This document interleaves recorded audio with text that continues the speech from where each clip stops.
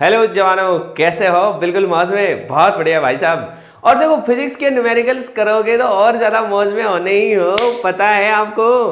तो प्यारे जवानों, मैंने आपको सुबह और शाम 2 टाइम नोट्स रिवीजन के लिए बोला है। सच्ची बता दो, दोनों टाइम नोट्स रिवाइज कर रहे होगे? नहीं भाई साहब, दोनों टाइम यदि नोट्स रिवाइज करोगे मजा आ जाएगा।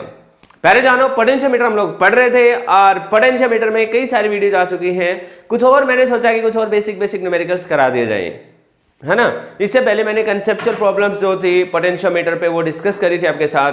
तो आज बिल्कुल बेसिक प्रॉब्लम्स के साथ हम शुरुआत करते हैं। तो पहले जानो, देखो क्या दे रखा अपने को ये पोटेंशियोमीटर का सेटअप दे रखा है, जिसके अंदर ये सेल दे रखी है, जिसका इंटर रेजिस्टेंस R दे रखा है और ईएमएफ की वैल्यू दे रखी है E। और इसको पोटेंशियोमीटर का जो वायर है AB, उसके साथ कनेक्ट कर दिया है।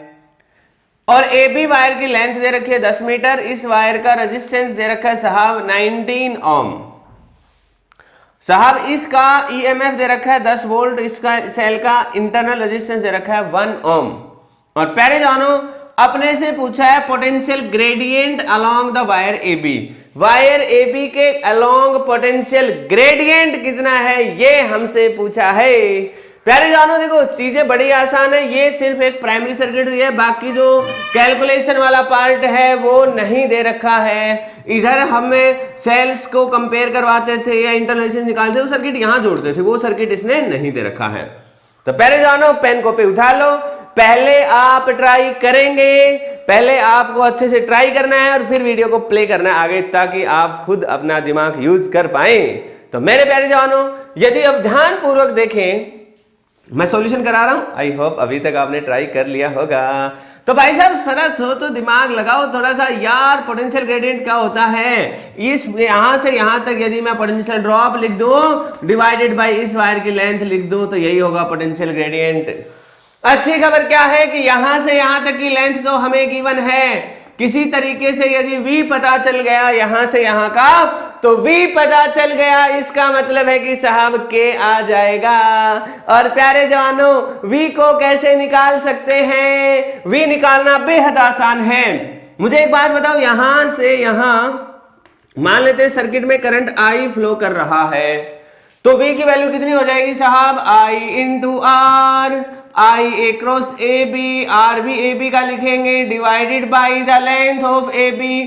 अब देखो इंटरेस्टिंग बात क्या है, ये रेजिस्टेंस भी हमें मालूम है, लेंथ भी हमें मालूम है, बस करंट मालूम नहीं है। लेकिन ये तो एक साधारण सा सर्किट है। इस सर्किट में यदि आपको करंट निकालना है तो आपको मालूम है टोटल करंट जो जितना सेल में से निकलेगा उतना का उतना इसमें से पास होगा। तो कितना करंट आएगा वो लिखेंगे, नेट ईएमएफ कितना है और सर्किट का टोटल रेजिस्टेंस कितना है। भाई ये रेजिस्टेंस तो आर है और यहां से यहां रेजिस्टेंस आर ए बी, तो दोनों सीरीज में हो जाएंगे। तो आर ए बी में छोटे वाला आर जोड़ दोगे, बस। ये कितना था भाई साहब? 10 वोल्ट। और ये कितना है रेजिस्टेंस ए से बी तक का? 19। और नीचे वाला कितना था साहब? 1। तो कुल मिला के वैल्यू आ गई 10 डिवाइडेड बाई 20, कुल मिला के 1/2। तो 1/2 करंट आ चुका है। अब भाई साहब इस वैल्यू को यहाँ पे पुट कर दो, तो हमारे पास क्या आ जाएगा? करंट की वैल्यू है हाफ, रेजिस्टेंस की वैल्यू कितनी है? 19 divided by length of AB कितना है? 10। तो मेरे प्यारे जवानों, बेहद आसान चीज है, ये आपके सामने आ चुका है। 19 को 2 से भाग करेंगे तो आपको पता है 9.5 आएगा, डिवाइडेड बाई क्या कर देंगे? 10। तो 0.95 वोल्ट पर metre it will be the value of K। हमने मीटर में निकाला है। यदि वो सेंटीमीटर में कहेगा तो आप मीटर को सेंटीमीटर में कन्वर्ट कर सकते हो। प्यारे जानो, आई होप समझ आ गया होगा। तो ये क्वेश्चन इतना ही था। अगला क्वेश्चन लिखता हूं बोर्ड से, एक बार इसको साफ करता हूं। हाँ तो जवानों, ये सेकंड क्वेश्चन है भाई साहब, देखो आया हुआ है पेपर में, पहले तसल्ली से समझ लो। बहुत प्यारा सा क्वेश्चन है। सेटअप क्या दे रखा अपने को दे रखा भाई साहब, एक सेल दे रखी है, ये एक रियोस्टेट दे रखा है। हमें क्या दे रखा है साहब? ये वायर AB दे रखा है, जो पोटेंशियोमीटर का वायर होता है। हमें 2 सेल्स दे रखी है, एक का EMF E1 है, एक का EMF E2 है। ठीक है, यदि इन दोनों को इस तरीके से जोड़ा कि प्लस माइनस माइनस प्लस, मतलब दोनों एक दूसरे को अपोज कर रहे हैं, तो हमने क्या पाया, नल पॉइंट 120 सेंटीमीटर पे आया, मतलब बैलेंसिंग लेंथ 120 सेंटीमीटर आई। लेकिन यदि हम दोनों सेल्स को इस तरीके से जोड़ दें कि दोनों एक दूसरे को सपोर्ट करें, प्लस माइनस, तो भाई साहब ये हमें 300 सेंटीमीटर पे बैलेंसिंग लेंथ आई। ये गिवन डेटा है, समझ में आ गया आपको। ये एक सेल गिवन है, ये प्राइमरी सेल है, ये सर्किट का रियोस्टेट गिवन है, ये वायर ए बी है जो रेजिस्टेंस वायर होता है, और ये दो सेल्स हैं जिनके कॉम्बिनेशन को हमने एक बार दोनों की पोलैरिटी सेम ऑर्डर में, एक बार अपोजिट में इस तरीके से जोड़ा और दोनों की बैलेंसिंग लेंथ अपने को गिवन है। अपने से क्या पूछा है, पहले पार्ट में E1 अपॉन E2 पूछा है, और दूसरे पार्ट में पूछा है कि यदि सिर्फ अकेली E1 सेल कनेक्ट की जाए तो बैलेंसिंग लेंथ कहां पे आएगी। तो मेरे प्यारे जवानों, बेहद आसान है, पहले आप ट्राई करेंगे और भाई फिर ही वीडियो को आगे प्ले करेंगे, ठीक है। तो मैं करवाता हूं आपको, आपने ट्राई कर लिया होगा, नहीं किया तो भाई वीडियो को रोक लो, ट्राई कर लो, ठीक है। तो मेरे प्यारे जानो, आपको तो मालूम है, पहला केस लेते हैं जब ये दोनों अपोजिट में थे कनेक्टेड, तो भाई उस हिसाब से इसका EMF E1 है, इसका E2 है, तो दोनों अपोज करेंगे। थोड़ी देर के लिए मान लो E1 बड़ा है मान लो, तो दोनों का जो रिजल्टेंट आएगा वो E1 माइनस E2 आएगा।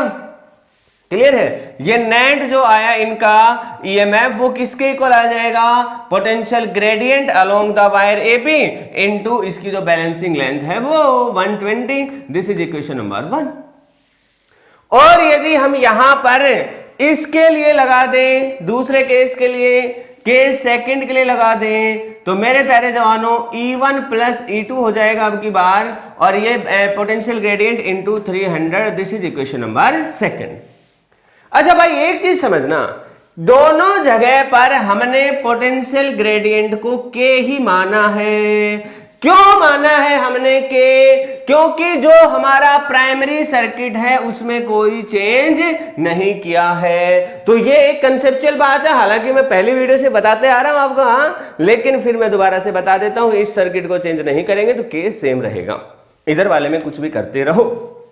तो मेरे प्यारे जवानों, इन दोनों को एक बार हम डिवाइड कर लेते हैं। तो E1 minus E2 1 divided by 2 लिख रहा हूं मैं, इक्वल टू 120 इंटू के divided by E1 plus E2 equal, ये इसके डिवीजन में चला जाएगा 300 इंटू के से के जाएगा, 0 से 0 जाएगा, इसको सॉल्व करेंगे तो ये आ जाएगा 4 डिवाइडेड बाई 10, 3 से चला जाएगा ना डिवीजन होके 4/10 आ जाएगा। कुल मिलाकर हमारे पास E1 minus E2 divided by E1 plus E2, इसकी वैल्यू आ गई है 4 डिवाइडेड बाई 10।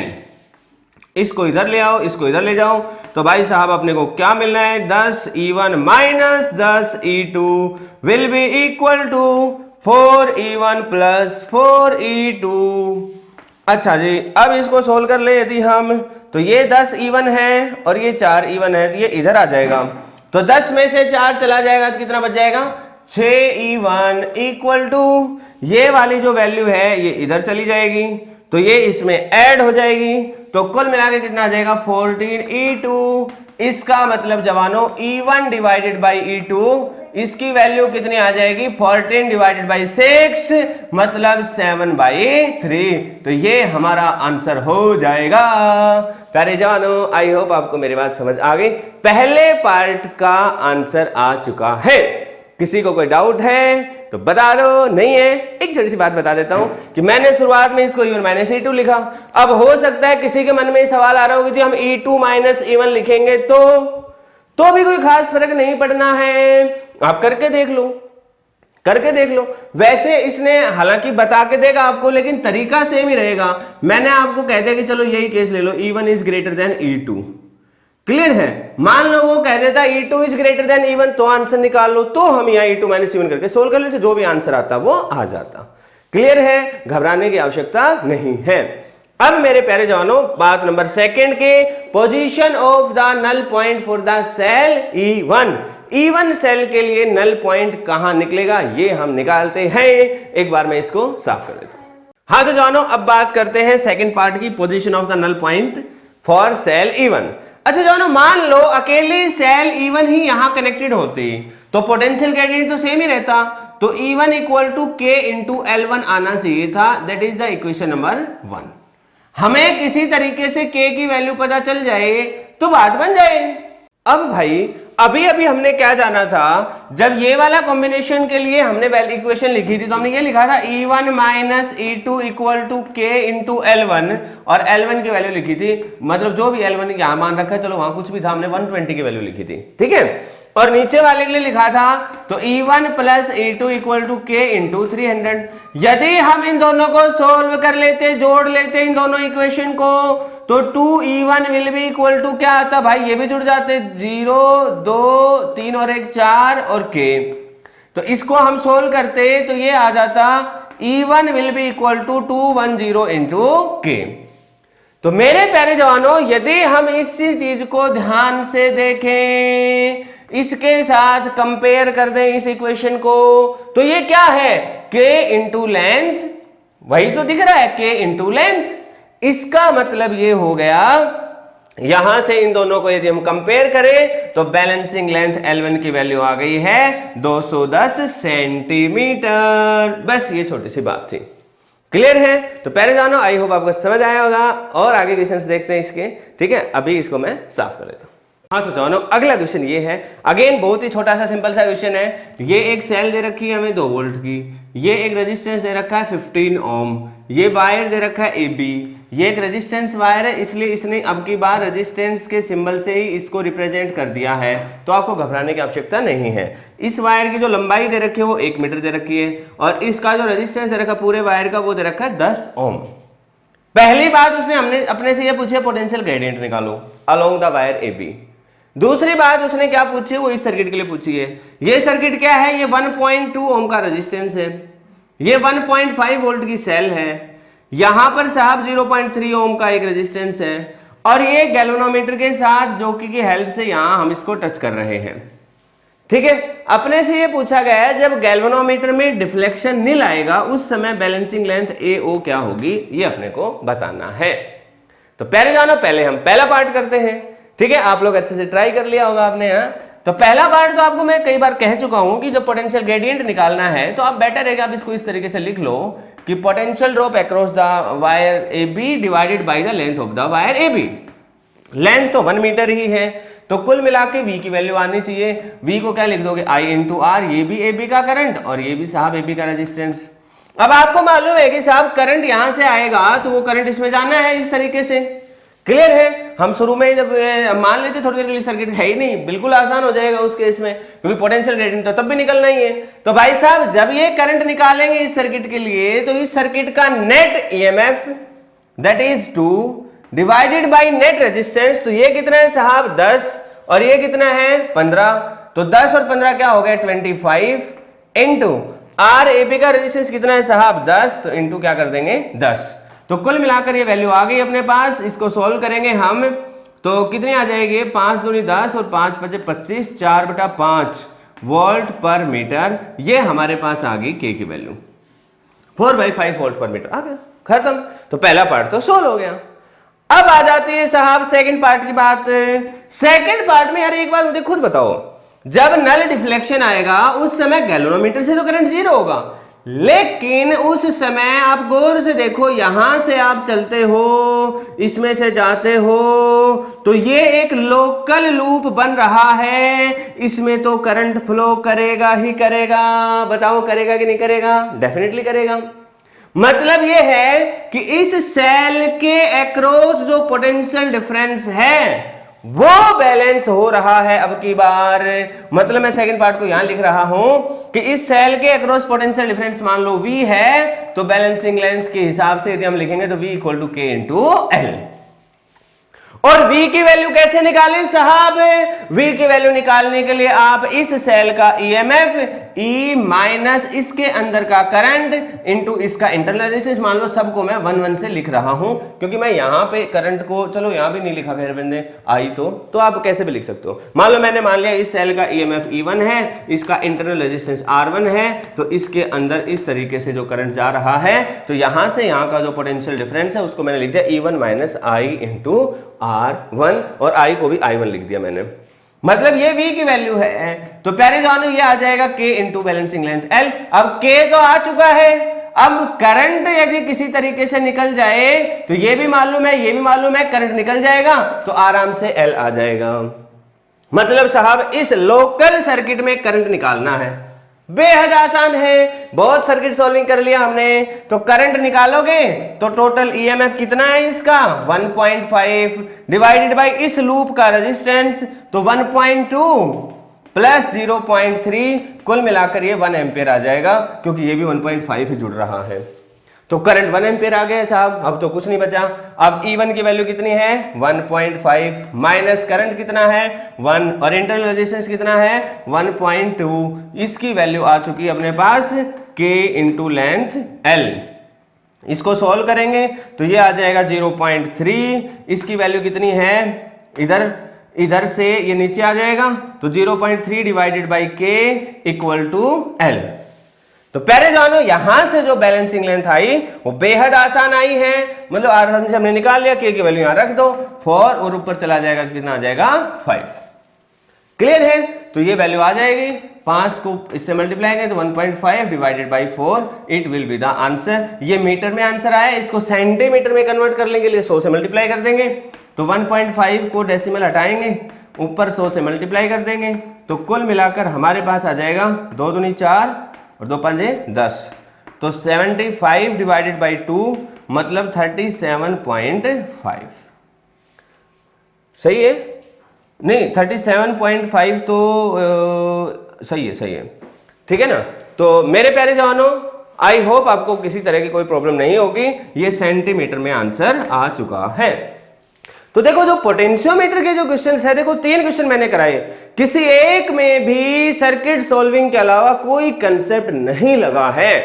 तो पोटेंशियोमीटर में यदि कोई डाउट है तो इसका मतलब सर्किट सॉल्विंग हमारा ठीक नहीं है। तो आप उन वीडियोस पर फोकस करें और पोटेंशियोमीटर की यदि सारी वीडियो सीक्वेंस में देख रहे हैं आप तो 0% डाउट होने की संभावनाएं हैं। तो प्यारे जवानों हंसते मुस्कुराते फिजिक्स की अच्छे से प्रैक्टिस करो। हाँ तो जवानों अब आपके लिए अगला क्वेश्चन लेकर आए, बेहद आसान क्वेश्चन है, बहुत इंटरेस्टिंग भी है और भाई साहब उससे भी इंपॉर्टेंट बात है कि बहुत बार पेपर में आ चुका है क्वेश्चन है। तो देखो सर्किट डायग्राम यहाँ बना दिया है, V वोल्टेज अप्लाइड है, AB वायर का रेजिस्टेंस R0 है और यहाँ पर ये R रेजिस्टेंस हमने लगा रखा है। मेरे प्यारे जवानों बाकी की डिटेल्स में बोल के लिखवा रहा हूं, लिख लो। A resistance of R, लिख लो यार, draws current from a potentiometer. The potentiometer wire AB has total resistance R0. A voltage V is applied to the potentiometer. Voltage V is applied to the potentiometer. Derive an expression for the voltage across R. मतलब voltage across are का expression अपने को निकालना है। ठीक है, when the sliding contact is in middle of the potentiometer wire. ये एक इंपॉर्टेंट पॉइंट है कि जब ये स्लाइडिंग कॉन्टेक्ट है ये कहां है, middle of the wire, middle of wire having resistance R0, इसके मिडल में है तो इसके अक्रॉस कितना पोटेंशियल ड्रॉप है ये निकालना है। तो प्यारे जवानों रूल वही है, पहले आप लोग ट्राई करोगे फिर मैं आपको समझाऊंगा। तो पहले एक बार इसको स्टॉप करके वीडियो को ट्राई कर लो, ठीक है। अब मैं समझाता हूं। भाई साहब देखना, यदि आपको सर्किट एनालिसिस की समझ है तो इस तरह के क्वेश्चन फ्री के नंबर देके जाएंगे आपको। प्यारे जवानों एक बात खुद ही बताओ यार, जब ये जो स्लाइडिंग कॉन्टेक्ट इसके बीच में है इसका मतलब एक प्रकार से क्या हो गया भाई यहां पे क्या बच गया है R0 डिवाइडेड बाई हाफ और इसके इधर भी क्या है भाई साहब R0 डिवाइडेड बाई हाफ। यहां पर जो रेजिस्टेंस है ये कितना है साहब R, और ये पूरा जो सिस्टम है ये V वोल्ट की बैटरी से जुड़ा है, बस यही तो बात है। और अपने से क्या पूछा है, इसके अक्रॉस कितना वोल्टेज ड्रॉप है ये पूछा है, इसको वोल्टेज ड्रॉप अक्रॉस R बोल रहे हैं। अब तो बेहद आसान हो गया होगा आपके लिए। हाँ प्यारे जानो एक बात बताओ, लेट अस से टोटल करंट आई आ रहा है, मान लो इधर पॉजिटिव टर्मिनल था इधर नेगेटिव, तो उससे कोई फर्क नहीं पड़ता। ओके तो भाई साहब यहां से करंट आया आई, तो यदि हम बात करें कि आई जो करंट आएगा ये कितना आएगा, बैटरी के लिए लगाएंगे तो बैटरी का potential difference divided by total circuit का रेजिस्टेंस। अब सर्किट का टोटल रेजिस्टेंस कितना है, आप थोड़ा गौर से देखो तो ये दोनों आपस में पैरेलल में हैं और इसके साथ सीरीज में हैं। मतलब R0/2 जो है इसके साथ इसका ये जो कॉम्बिनेशन है ये सीरीज में है, तो इस कॉम्बिनेशन का आंसर क्या आएगा? पैरेलल इन दोनों का पैरेलल क्या आएगा भाई साहब? इसको सोल्व करना चाहोगे तो मैंने बता रखा है, दोनों का गुणा आएगा ऊपर R0/2 into R divided by दोनों का नीचे सम आएगा, तो R0/2 प्लस में क्या आएगा? R। तो ये जो वैल्यू आनी है मैं यहां लिख देता हूं। क्लियर है? तो इसको मैं थोड़ा सा एक बार सोल्व कर लेता हूं साइड में, ताकि थोड़ा सा कम वैल्यू लिखनी पड़े यहाँ पे, और कोई बात नहीं है। तो R into R0 divided by 2 और नीचे क्या बन जाएगा भाई? 2 एलसीएम ले लो, तो R0 प्लस 2 इंटू R और डिवाइडेड बाई 2 से 2 निपट जाएगा, तो कुल मिलाकर ये बन गया भाई R into R0 divided by R0 plus 2 into R। तो भाई ये जो वैल्यू है ये इस कॉम्बिनेशन का फाइनल आंसर है, वो इसके साथ सीरीज में है, तो वो यहां जोड़ देंगे। तो यहां पर ये वैल्यू हम लिख देते हैं R into R0 divided by R0 plus 2 into R। ये जो वैल्यू आई है भाई साहब ये हमारे पास करंट की वैल्यू आ गई है। अब यार एक बात बताओ, जब यदि मैं गौर से देखूं तो इसके अक्रॉस इतना पोटेंशियल ड्रॉप है, वही इसके अक्रॉस भी पोटेंशियल ड्रॉप है, और इवन इस पूरे सर्किट के लिए इन दोनों को यदि हम एक ही रेजिस्टेंस से रिप्लेस कर दें, उस रेजिस्टेंस की वैल्यू कितनी आएगी? ये आएगी। तो ये जो सर्किट है, ध्यान से देखना, ये जो सर्किट है ये किस तरह से बन जाएगा? ये तो V वोल्ट ही है, और इन दोनों की जगह ये एक रेजिस्टेंस लगा देंगे और आगे क्या लगा देंगे साहब? R0/2, और ये जो रेजिस्टेंस लगाएंगे इसकी वैल्यू यहाँ पे ये लिखी हुई है, और उस समय भाई करंट तो सर्किट में आ ही जाएगा। तो मैं यदि इस पॉइंट ए से लेकर के इस पॉइंट कॉर्नर वाले का नाम तो चलो बी दे रखा है, बीच वाले का नाम आप सी मान लो, तो मैं ए से लेकर सी तक यदि मैं ओम्स रिलेशन लगा दूं फ्रॉम ए टू सी, तो मैं जो रिलेशन लगाऊंगा V equal to I into R, तो मैं ये भी AC के बीच में लिखूंगा, ये भी AC के बीच में और ये भी AC के बीच में, और A से C के बीच में ये पॉइंट A है और ये पॉइंट C है, A से C के बीच में, और ये पॉइंट B भी है, ठीक है भाई। A से C के बीच में जो पोटेंशियल डिफरेंस है वही तो VR है भाई। यहां पर जो पोटेंशियल ड्रॉप है आपको पता है, पैरेलल में पोटेंशियल डिफरेंस सेम होता है। इसका मतलब जवानों बेटर है कि आप या तो इस करंट के दो टुकड़े कर लो, एक करंट I1 इसमें जाए, I2 इसमें जाए, और I2 इंटू ये वाला रेजिस्टेंस लगा दो तो VR आ जाए। या दूसरा तरीका क्या है कि बेटर है कि टोटल करंट जो है वो पूरे सर्किट के लिए, इस सर्किट के लिए लगा दो, मतलब ये चीज यहां लगा दो कि भाई टोटल करंट I आया है तो A से C के बीच में कितना वोल्टेज आएगा, तो भाई साहब करंट तो I आया है और रेजिस्टेंस कितना है AC के बीच में ये रहा, तो इसकी वैल्यू कितनी है? R into R0 divided by R0 plus 2 into R। इसको सोल्व कर लेंगे और ये जो पोटेंशियल डिफरेंस बिटवीन AC है यही potential difference across the R है। मैं फिर बताता हूं, दो तरीकों से आप इस क्वेश्चन को सोल्व कर सकते हैं।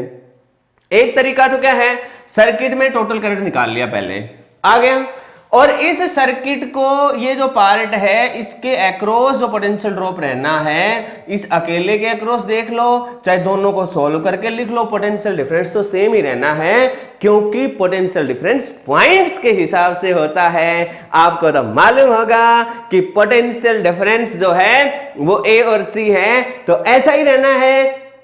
तो मेरे प्यारे जवानों, हमने A और C के बीच में नेट रेजिस्टेंस निकाल लिया पहले, और नेट रेजिस्टेंस कैसे निकालेंगे? क्योंकि ये दोनों पैरेलल में है साहब, तो दोनों को सॉल्व करके यहां पे हमने लिख दिया। तो A से C के बीच में यदि इक्वेशन लगाएंगे तो V equal to I into R लग जाएगा, और यहां से जो पोटेंशियल डिफरेंस A और C के बीच में आएगा वही पोटेंशियल डिफरेंस यहां पर R के अक्रॉस भी है, और उसी का नाम हमने VR रखा है, इसीलिए आंसर क्या आ जाएगा? VR आ जाएगा हमारे पास। बस इसमें I की जो वैल्यू है ये वाली, ये इसमें रख के इसको सोल्व करना पड़ेगा। सोल्व तो अपने को करना है यार। दूसरा तरीका क्या है, मैं इसको सोल्व करवाऊंगा, ऐसा ना सोचे कि सोल्व नहीं करवा रहा, मैं बस आपको बता देता हूं, थोड़ा क्लियरिटी रहेगी। दूसरा तरीका क्या है कि ये करंट I आया, इसके दो टुकड़े कर लो, ये I1 ले लो, इसमें I2 करंट ले लो, अब साहब एक करंट के दो टुकड़े करने मैंने तसल्ली से समझाए हैं। याद करो सर्किट सॉल्विंग तसल्ली से करवाया था कि नहीं करवाया था, तो वही काम आपको यहां पे करना है। करंट के दो टुकड़े कर लो, फिर इसका करंट और इसका रेजिस्टेंस मल्टीप्लाई कर दो, आंसर आ जाएगा, लेकिन सेम आएगा। तो पहले जाओ ना, मैं पहले वाले मेथड से करा रहा हूं, तो जो मैंने यहां पे करंट लिखा था मैं यहां पे पुट कर देता हूं। तो एक बार मुझे थोड़ा सा जगह बनानी पड़ेगी, तो ऊपर वाली वैल्यूज को मैं एक बार मिटा रहा हूं। हाँ, तो प्यारे जवानों अब वैल्यू पुट करना स्टार्ट करता हूं। मैं यहां से करता हूं ताकि थोड़ा सा कैलकुलेशन भी करेंगे तो जगह अपने पास रहेगी। तो यहां पर पहले मैं करंट आई की वैल्यू पुट करता हूं। तो जो वी आर अपने पास रहेगा ये कितना रहेगा साहब, आई की वैल्यू पुट करेंगे तो वी रहेगा ऊपर और नीचे रहेगा R naught divided by 2 plus R into R naught divided by R naught plus 2 into R. ये पूरी वैल्यू तो भाई साहब करंट की है और इसको मल्टीप्लाई करना है इससे, that is R into R naught divided by R naught plus 2 into R. Clear है? अब भाई देखो इसको एलसीएम लेके हम सोल्व करने की कोशिश करते हैं।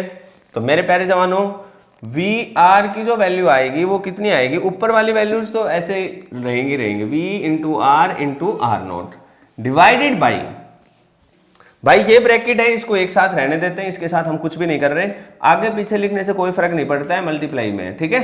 तो इस ब्रैकेट को हम कुछ भी नहीं कर रहे इसलिए मैंने आगे लिख दिया। इसको हम सोल्व कर रहे हैं, तो इसको सोल्व करेंगे तो भाई साहब एलसीएम ले लो, एलसीएम आ जाएगा 2 से गुणा कर दो इसको, 2 इंटू आर नोट प्लस 2 तो नहीं 4 इंटू आर, ये एलसीएम आएगा। तो ये वाली चीज इसके साथ मल्टीप्लाई हो जाएगी, तो आर नोट को इसके साथ मल्टीप्लाई करेंगे तो आर नोट स्क्वायर आएगा, तो R naught square plus 2 into R naught, ये बनेगा भाई साहब, ठीक है। और ये चीज इधर मल्टीप्लाई हो जाएगी तो प्लस इधर भी यही आना है 2 इंटू आर नोट। प्यारे जवानों अब थोड़ा सा और आगे लिख लो, देखो घबराना नहीं है इस तरह के कैलकुलेशन में, ये प्लस माइनस ही कर रहे हैं और कुछ नहीं है, शकल थोड़ी सी डरावनी है, हाँ बस इससे शकल देख के कोई घबराना है यार। v into R naught divided by R naught plus 2 into R. वैसे बेटर था कि हम इसको 2 से मल्टीप्लाई, इसको ऐसे लिख देते, मतलब 2 से मल्टीप्लाई करके ना लिखते बल्कि 2 into R naught plus 2 into R लिख देते, ताकि ये इसके साथ निपट जाता, ठीक है ना भाई। ये चीज जो थी ये क्या थी, इस चीज का एलसीएम थी, तो इसका और इसका एलसीएम क्या होगा, दिस इंटू दिस, तो वही लिख दिया मैंने 2 into R naught plus 2 R. पहले मैंने ध्यान नहीं दिया, वैसे एक स्टेप कोई बात नहीं, तो लिखना ही था स्टेप तो वैसे भी। अच्छा अब इसको देखो भाई, ये आर नोट स्क्वायर है प्लस 4 इंटू आर नोट, क्योंकि 2r आर नोट तो 4 इंटू आर नोट। क्लियर हो गया? अब भाई साहब क्या बच गया, ये जो 2 है ये ऊपर चला जाएगा तो वैल्यू आ जाएगी 2v R into R naught divided by, अब ध्यानपूर्वक समझना, ये आर नोट इसमें से कॉमन ले लो, ठीक है, क्योंकि हमें ऊपर आर नोट दिख रहा है तो थोड़ा सा लग रहा है कि कैंसिल हो जाएगा। तो यहां पे क्या बच जाएगा, आर नोट प्लस ये क्या है साहब 4 इंटू आर नोट से आर नोट निपट गया है। मेरे प्यारे जवानों अब ये क्वेश्चन बड़ा ही सिंपल सा दिख रहा, आंसर जो आपको दिखाई दे रहा है, it is 2 into V into R divided by it is R naught plus 4 into R. तो ये एक सिंपल सा क्वेश्चन अपने पास था जिसका एक सिंपल सा आंसर अपने पास आ गया है। तो ये आंसर था, कंसेप्ट वाली बात तो वहीं खत्म हो गई थी, उसके बाद तो मैंने सिर्फ गुणा भाग करके यहां पहुंचे और कुछ नहीं किया हमने, ठीक है। तो पहले जानो आई होप आपको समझ आ गया होगा। इसी तरह की बातें वो मतलब कुछ भी कराएगा तो ज्यादा कुछ लफड़ा है ही नहीं, ज्यादा से ज्यादा सर्किट सॉल्विंग का क्वेश्चन बनेगा वो, ठीक है। तो पहले जानो एक क्वेश्चन और कराता हूं, एक बार इसको साफ कर लेता हूं। हाँ तो जानो एक क्वेश्चन और आपके लिए है, बेहद आसान क्वेश्चन है, देखना ध्यान से। सर्किट क्या है मैं बता देता हूं, ये एक सेल है जिसका ईएमएफ ई दे रखा है, ये की दे रखी है, इसको क्लोज किया हमने, ये कॉम्बिनेशन ऑफ रेजिस्टेंस है, एक रेजिस्टेंस की वैल्यू दे रखी है आर, एक की वैल्यू दे रखी है एस। ये एक वायर है, पोटेंशियोमीटर वायर, आपको मालूम है ये पोटेंशियोमीटर वायर ए बी दे रखा है अपने को। इस वायर की जो लंबाई दे रखी है वो एल दे रखी है और इसका जो रेजिस्टेंस दे रखा है वो आर नोट दे रखा है। अपने से ये कहा है साहब कि पहली बात तो के निकालो इस पोटेंशियोमीटर के लिए। के का मतलब पोटेंशियल ग्रेडियंट, मतलब potential drop per unit length of this wire A B. Clear है। दूसरी बात क्या बतानी है, ध्यान से समझना, what is the maximum EMF of the test cell for which one get balance point on the wire A B. मतलब यदि यहां पर हम कोई सेल लगा दें तो उसका कितना ईएमएफ ले सकते हैं मैक्सिमम, कि हमें नल पॉइंट इस वायर पे कहीं पर मिल जाए, पहला क्वेश्चन। और दूसरा क्वेश्चन कि जब इस टेस्ट सेल को जोड़ेंगे तो क्या सावधानी हमें बरतनी पड़ेगी, ये बताना है। प्यारे जवानों, बहुत ही आसान चीजें हैं। यदि आपने पिछले सारे क्वेश्चंस पोटेंशियोमीटर के तसल्ली से समझे हैं तो ये एकदम जीरो लेवल का क्वेश्चन है। ठीक है, आप लोग ट्राई करो और फिर मैं आपको बताता हूं। तो प्यारे जवानों शुरू करते हैं सॉल्यूशन। देखो भाई, यहां से यहां के निकालना है। प्यारे जवानों, के निकालना बेहद आसान है, आपको तो मालूम है। पहला पार्ट करें भाई साहब। के निकालने के लिए हम लोग क्या लिखेंगे, potential drop across the A B divided by the length of A B. Interesting बात क्या है, अपने को एल ए बी ऑलरेडी दे रखा है। कितना दे रखा है भाई साहब, एल। इसका मतलब ये तो मालूम है। वी ए बी कैसे निकल जाए, आई इंटू आर। और याद रहे ये आई कौन सा, नेट करंट जितना वायर में से जाएगा। तो चलो मैं इसको लिख देता हूं कि current flowing through the wire A B and resistance of the wire A B, ये तो आ गया V divided by length, that is L. मतलब देखो, resistance of wire A B हमें गिवन है। मुद्दे की बात है साहब, करंट निकालना। अब मुझे एक बात बताओ यार, बैटरी से करंट आया, मान लो जो भी करंट आया, मान लो आई करंट आया, वो करंट आया, इन दोनों में डिवाइड हुआ, उसके बाद दोबारा से मर्ज हुआ, तो कुल मिला के वो करंट आई तो इसमें से गया। कहने का मतलब है कि जितना सेल में से करंट निकल रहा है वही इसमें से जा रहा है। और सेल में से टोटल करंट कितना निकलेगा ये निकालना बेहद आसान है। ये निकल जाएगा जितना ईएमएफ है डिवाइडेड बाई सर्किट का कितना रेजिस्टेंस है।